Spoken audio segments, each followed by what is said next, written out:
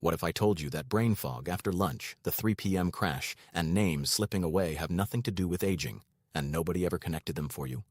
And what if I told you your blood test has been measuring the wrong number?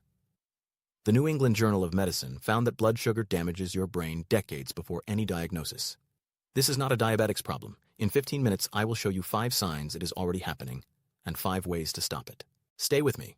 Before we dive in, if you have not subscribed yet, I strongly recommend you hit that subscribe button right now and turn on the bell notification.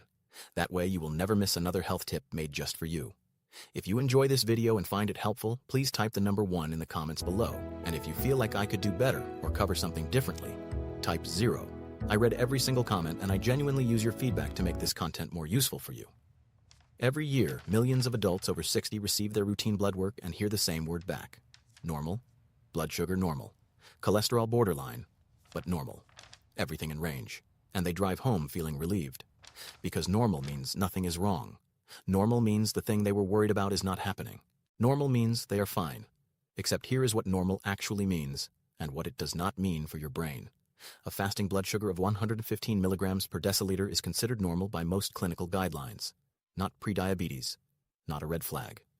Normal. You get that number back and your doctor is not calling you in for a follow-up conversation about brain health. But here is what a landmark study published in the New England Journal of Medicine found when they followed more than 35,000 adults over 7 years. Participants with fasting blood sugar of 115 milligrams per deciliter, officially normal, were 18% more likely to develop dementia than participants with a reading of 100. Both groups normal. Both groups cleared by their blood work. One group's brain, 18% more likely to be on a trajectory toward dementia. The damage does not begin at the diagnosis. It begins years, sometimes decades, before you ever hear the word diabetes. And the test your doctor ordered was not designed to catch what is actually happening to your brain. Sound familiar? Here is what is actually happening. Here is the truth most people over 60 never hear, because the system that should tell them is not set up to connect these particular dots. Your brain is the most glucose-hungry organ in your body. It accounts for about 2% of your body weight, and it consumes 25% of all the glucose you produce. Nothing else in your body comes close to that ratio, which means that when your blood sugar becomes unstable, when it spikes sharply after a meal and then drops, your brain feels that instability more acutely than your heart, more than your kidneys, more than any other tissue. And in 2026, researchers at the University of Liverpool confirmed something that should have been front-page news in every health publication in the country. Using genetic data from over 350,000 participants in the UK Biobank, one of the largest biological databases ever assembled, they found that sharp rises in blood sugar, specifically after meals, were associated with a 69% higher risk of developing Alzheimer's disease, not caused by existing vascular damage, not explained by pre-existing brain changes. A 69% higher risk from the post-meal glucose spike itself. This is not a diabetics problem. This is a blood sugar stability problem, and it is happening to millions of adults over 60 who eat a normal diet, get their blood work back once a year, and hear the word normal every single time. Think of it like this. Think of your brain's blood supply like a network of roads, and your glucose level is the weather those roads operate in. Stable, moderate conditions. Roads stay clear, traffic flows, connections stay intact. But when blood sugar spikes sharply and drops rapidly repeatedly over years, it is like running those roads through cycles of flood and drought. The infrastructure degrades, the connections thin, and the damage accumulates long before any structural failure is visible on the surface. Studies using brain imaging found that patients with type 2 diabetes show reductions in brain volume of 0.5 to 2% compared to those without, a loss of tissue equivalent to 2 to 5 years of accelerated aging. That shrinkage concentrates in the hippocampus and the amygdala, the exact regions responsible for memory formation, emotional regulation, and learning. A study in diabetes care in 2013 confirmed this directly. Insulin resistance, the first step before any diabetes diagnosis, is associated with measurable shrinkage of the hippocampus and the amygdala, even in cognitively normal adults. And the German Neurological Society said it directly in their public statement on World Brain Day in 2024. Excessive and repeated blood sugar spikes overload the brain's metabolic system and accelerate the development of dementia and stroke. Before I show you the 5 signs, I want to ask you something. Have you ever had a doctor explain this connection between your post-meal blood sugar and your brain health in any appointment? Has anyone ever connected the brain fog after lunch to what happened on your plate 45 minutes earlier? Drop yes or no in the comments. I have a strong suspicion about what those answers are going to look like. Before we get into the 5 signs and the protocol that follows, I need you to stop and read this carefully, because your safety matters more than any information in this episode. If you are currently managing blood sugar with prescribed medication, including insulin, metformin, or any other blood sugar drug, do not adjust your medication or your diet dramatically without speaking to your physician first. The interventions I'm about to describe are evidence-based lifestyle tools. They are not a substitute for medical management, and combining them with medication without supervision can cause blood sugar to drop too low. If you experience sudden dizziness, unusual sweating, heart pounding, confusion, or shaking, stop what you are doing and seek medical attention immediately. These interventions are for generally healthy adults over 60 looking to stabilize blood sugar through lifestyle, not for people in active treatment for diabetes without medical oversight. For the apple cider vinegar intervention specifically, if you have been diagnosed with acid reflux, GERD, or esophageal issues, or if you take diuretics, insulin, or certain heart medications, consult your physician before adding vinegar to your routine. Work within what your body and your physician confirm is appropriate for your situation, and let's get into it. Here are 5 signs that blood sugar instability is already affecting your brain, right now in your daily life. As I describe each one, I want you to think honestly about whether it applies to you. Sign 1. Brain fog that gets worse after meals. You know this one. You finish lunch, a sandwich, pasta, a bowl of rice, something normal, and within 30 to 60 minutes, something in your head goes quiet. Not sleepy exactly, more like the volume turned down. The thinking that was clear before the meal takes noticeably more effort. Ideas that were easy to connect are now slightly out of reach. Most people blame this on digestion, the body redirecting blood flow to the gut. And while that is partly accurate, the larger mechanism is neurological. A sharp rise in post-meal glucose temporarily reduces cerebral blood flow in specific brain regions and creates what researchers call glucose-induced cognitive impairment. The fog is not imaginary, it is measurable. And the University of Liverpool data tells us that this particular pattern, sharp post-meal spikes, is associated with 69% higher Alzheimer's risk. Sign 2. The crash at 2 or 3 in the afternoon. Most adults over 60 accept this one as a fact of life. But the severity of that crash, the inability to think clearly, the physical heaviness that coffee barely dents, in most adults over 60, that experience is being dramatically amplified by reactive hypoglycemia, the blood sugar drop following the post-lunch spike. The brain, which cannot store glucose and depends on a continuous steady supply, is the first organ to falter when that drop comes fast. Think about what time you typically feel worst in the afternoon. Then think about what you ate for lunch and when. That sequence, meal, spike, drop, crash, is not a coincidence. It is a mechanism. Sign 3. Names and words that slip away with increasing frequency. Insulin resistance shrinks the hippocampus, the region responsible for memory formation and name retrieval. The same diabetes care study from 2013 that documented hippocampal shrinkage found this effect even in cognitively normal adults. This is not a separate issue from forgetting names. It is the same pathway, approached from the metabolic direction rather than the tau accumulation direction, and both mechanisms can be operating simultaneously in the same brain. Here is what I want to know from you in the comments. When you forget a word or a name, does it tend to happen more in the afternoon, after a meal, or is it relatively random across the day? That timing detail is actually useful information about whether the metabolic pathway is contributing to what you are experiencing. Drop your answer below. Sign 4. Sleep that does not restore even when hours are sufficient. You sleep 7 or 8 hours. You do not feel like you slept 2, but you also do not feel restored. There is a persistent baseline of tiredness that stays from the moment you wake up, that coffee temporarily masks but never fully removes.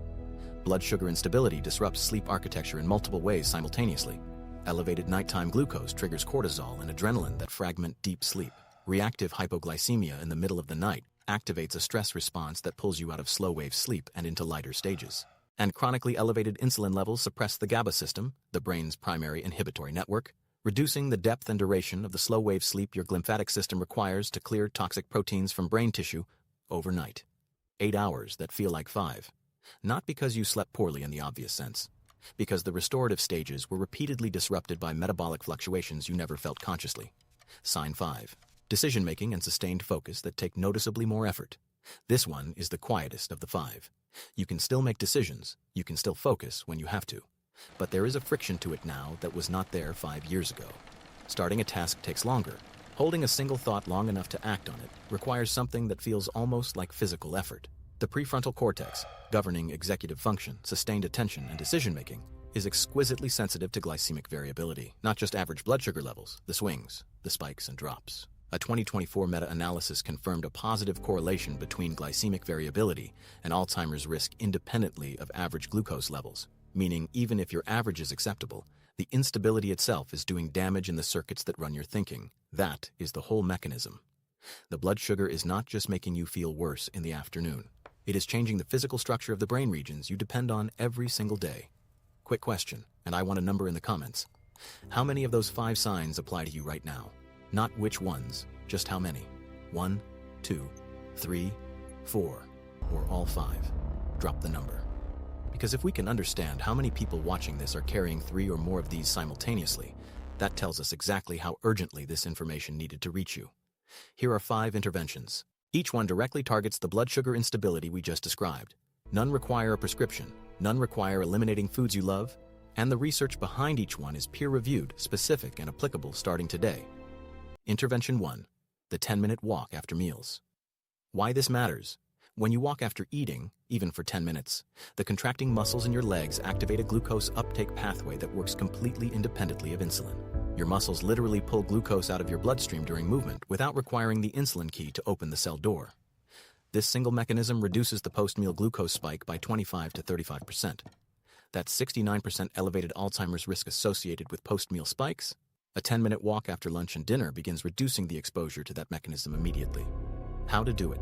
Within 15 to 30 minutes of finishing a meal, particularly lunch and dinner, walk at a comfortable but deliberate pace for 10 minutes.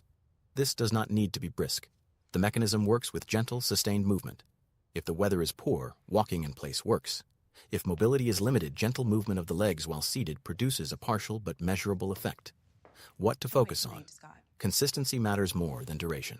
A 10-minute walk after every lunch and dinner across a full week is more protective than one 30-minute walk offset from any meal. Attach this habit to an existing post-meal routine, clearing the table, checking the mail, a brief call to someone. The behavior that follows immediately after eating is the one most likely to become automatic. Progress tip. Add 1 minute to each walk every week. By month 2, most people find they naturally extend beyond 10 minutes, not because they plan to, but because the walk has become the pleasant part of the meal experience rather than a prescription to fill. That is Intervention 1. Intervention 2. Eat vegetables and protein before carbohydrates at every meal. Why this matters. The order in which you eat the food on your plate changes your blood sugar response to that meal significantly, without changing a single ingredient. Kimura and colleagues, publishing in Cell Metabolism in 2023, reviewed randomized controlled trials on meal sequence and postprandial glucose response. Their conclusion: eating vegetables and protein before carbohydrates reduced the post-meal glucose spike by up to 73% compared to eating carbohydrates first. Same foods, same calories, same plate, different sequence, dramatically different blood sugar outcome. How to do it? At every meal, identify the vegetables on your plate and eat them first. Then the protein, chicken, fish, eggs, beans. Then last, the carbohydrates, bread, pasta, rice, potato. You do not need to eat them as completely separate courses. You simply need the vegetable and protein bites to come before the carbohydrate bites. What to focus on? The mechanism here is physical. Fiber from vegetables creates a viscous layer in the upper intestine that physically slows the digestion of carbohydrates that follow. Protein triggers digestive hormones that reduce glucose absorption speed. Neither effect is psychological. Both are measurable on continuous glucose monitors within minutes of the meal. Progress tip: think of carbohydrates as the dessert of each meal, not in terms of quantity or enjoyment, but in terms of sequence. They come last. Once this mental reframe is in place, the habit requires no discipline, just the memory of what goes first. That is Intervention 2. Intervention 3, a handful of blueberries and walnuts 4 or more times a week. Why this matters? Blueberries contain anthocyanins, plant compounds that inhibit the intestinal transporters responsible for glucose absorption, slowing the rate at which glucose enters the bloodstream after eating. Walnuts contain omega-3 fatty acids and polyphenols that reduce insulin resistance at the cellular level. Together, consumed consistently 4 or more times per week, they represent the most evidence-backed single food combination for simultaneous blood sugar stabilization and neuroprotection available in real food rather than supplemental form. Not a capsule, a handful of each. How to do it? Half a cup of blueberries and a small handful of walnuts, approximately 14 walnut halves, as a snack, a breakfast addition, or a meal component 4 or more times a week. Fresh or frozen blueberries carry equivalent anthocyanin content. Raw or lightly roasted walnuts both provide the relevant compounds. What to focus on? The frequency matters more than the serving size.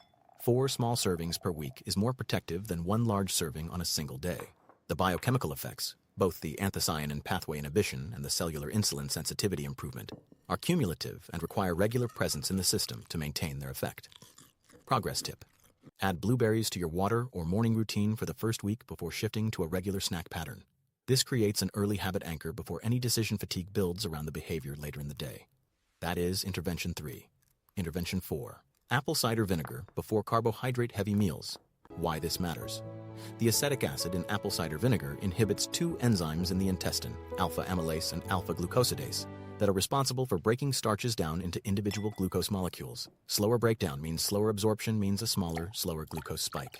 Johnston and colleagues, publishing in the Journal of Functional Foods in 2018, documented that 1 to 2 tablespoons of apple cider vinegar consumed before a carbohydrate-heavy meal reduces the post-meal glucose spike by 20 to 35%. Same meal you were going to eat anyway. 1 tablespoon of diluted vinegar before it changes the metabolic outcome measurably. How to do it. Dilute 1 to 2 tablespoons of raw, unfiltered apple cider vinegar in a full glass of water, at least 240 milliliters. Drink it 10 to 15 minutes before a meal that includes significant carbohydrate content. Never consume vinegar undiluted. The acidity damages tooth enamel and can irritate the esophagus. A straw reduces contact with teeth further. What to focus on. This intervention is most effective before meals that are predictably high in carbohydrates. Dinner at a restaurant, a holiday meal, a day when you know the food will be heavier. You do not need to use it before every meal. Target it to the meals where the spike is most likely to be significant. Progress tip. Prepare a small bottle of diluted apple cider vinegar solution ahead of time, mixed and ready in the refrigerator. The barrier to using it consistently is the preparation, not the drink itself. Make the preparation a once-a-week task rather than a before-every-meal task. That is Intervention 4. Intervention 5. The sleep protocol for insulin sensitivity. Why this matters. A single night of reduced or fragmented sleep increases insulin resistance measurably the following day. Your cells respond to insulin less effectively, meaning blood sugar runs higher throughout the next 24 hours, even if you eat identically to any other day. Conversely, optimizing sleep quality, specifically the deep slow-wave stages, reduces insulin resistance by up to 40% and directly breaks the vicious cycle between blood sugar instability and sleep disruption. Better sleep leads to more stable blood sugar the next day, which leads to less sleep disruption the following night, which leads to better insulin sensitivity the day after that. The cycle runs in both directions. How to do it. 7 to 9 hours per night. The same bedtime and wake time every day, including weekends. Room temperature between 18 and 20 degrees Celsius, 65 to 68 Fahrenheit. No screens for 60 minutes before bed. These 4 conditions together protect the slow-wave sleep stages where the metabolic repair happens. What to focus on. The consistency of sleep timing is the variable most adults underestimate. Going to bed at wildly different times across the week, even if total hours are adequate, disrupts the circadian regulation of cortisol and insulin in ways that undermine glucose stability the following day. Same time is more protective than longer time. Progress tip. Begin the sleep protocol change with bedtime consistency only, the same time every night for 1 week before adjusting anything else. 1 change, fully established, produces more durable improvement than 5 changes attempted simultaneously and abandoned together. That is Intervention 5. 5 interventions. 1 walk, 1 sequence change, 1 handful, 1 tablespoon, 1 consistent night of sleep. None require a prescription.